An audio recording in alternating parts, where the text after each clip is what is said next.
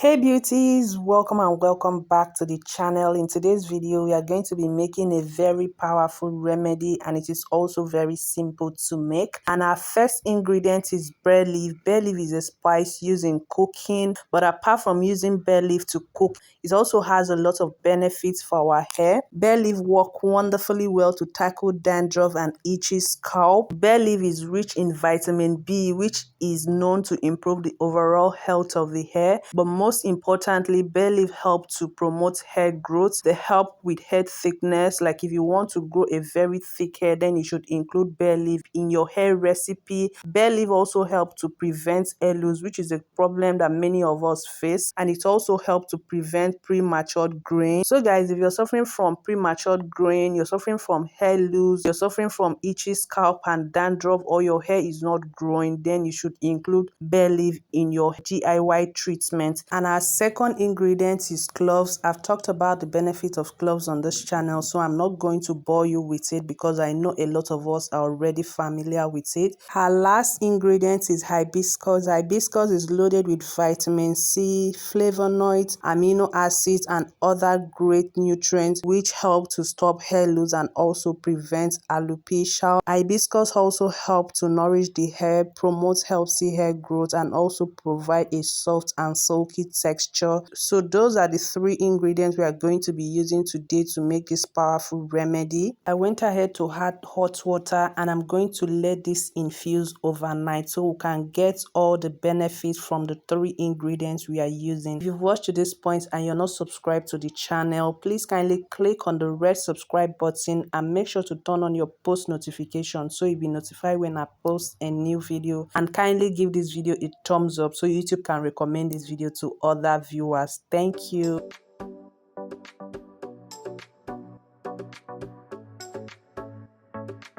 So guys, this is what we have the next day. You can clearly see the mixture is looking more concentrated now, so I'm just going to strain it to get rid of the particles.